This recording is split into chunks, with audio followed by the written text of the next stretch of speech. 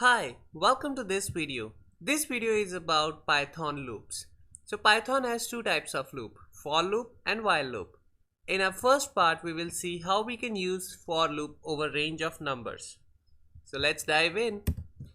So the basic syntax for loop over range of number goes like this.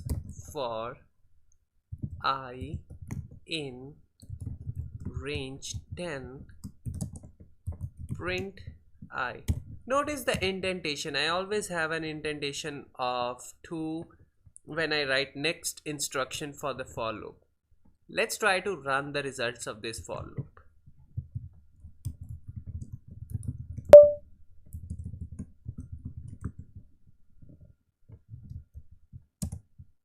So here you can see that from 0 to 9 I have printed 10 numbers including 0. So that's how you can use for loop for the range of numbers. You can also specify the range starting from some number. Let's say I want to start the range from 2. I can simply type a 2 there and print the value of I. Let's try to run this again. So now you can see that our loop starts from 2 and ends at 9. This is how the Python for loops in numbers work. Now let's take a look at how we can use for loop over a number of strings.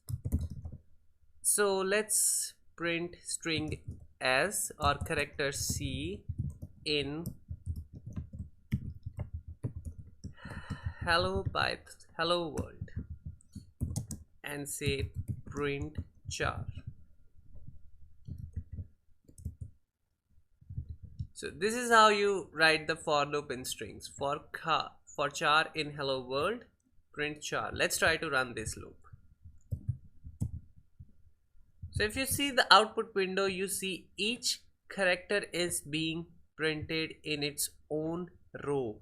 That for every loop it is running, for every time the loop is running, each character is having its own loop. That's why we can see HELLO, a white space character, and WORLD and an exclamation mark. Now let's take a look how we can use for loop in a list. So let's type a comment here, for loop in over a list, and let's type our loop. So for number, or instead of for variable in, let's suppose that my list is a number of strings and of course integers, and this is how we can use the for loop in the list of different strings and numbers. Let's try to run this. So you can see that in the end I can see 1, John and 3 as well. So this is how you loop over the list in using for loop in Python. Now let's talk about while loop. So while loop is a kind of conditional loop. It checks for the condition, whether the condition is true or not before executing the loop. So let's see, while x is less than 10, print x, and let's increment x by 1, or you can write it in another way. Now let's try to run this loop as well.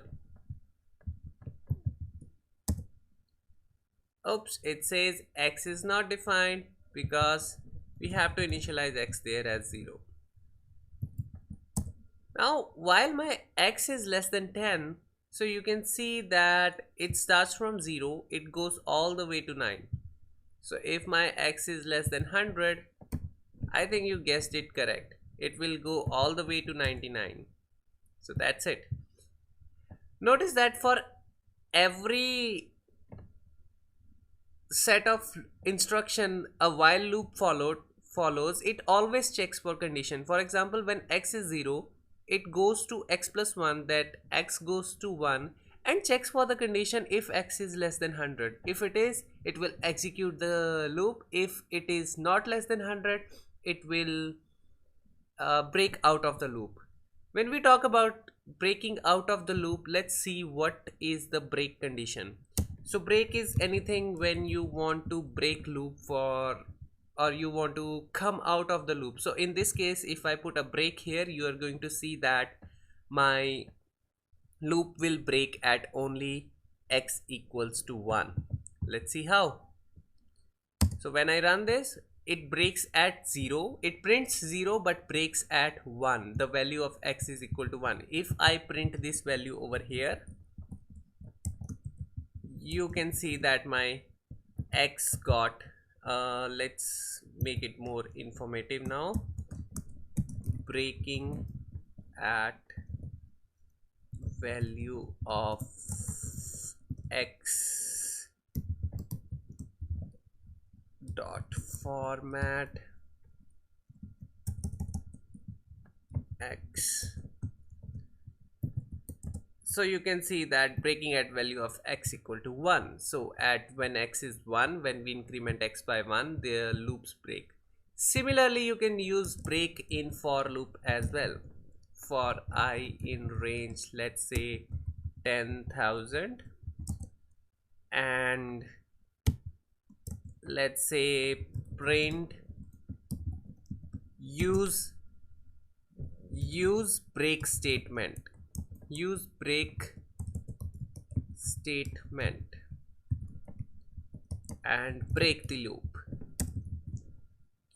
Now you can see that this, if this break is not present, this print statement will be executed for 10,000 times. But since this break statement is present, this break will run only once, because when it is, this loop will run only once, because when break is encountered, it will print the statement and come out of the loop.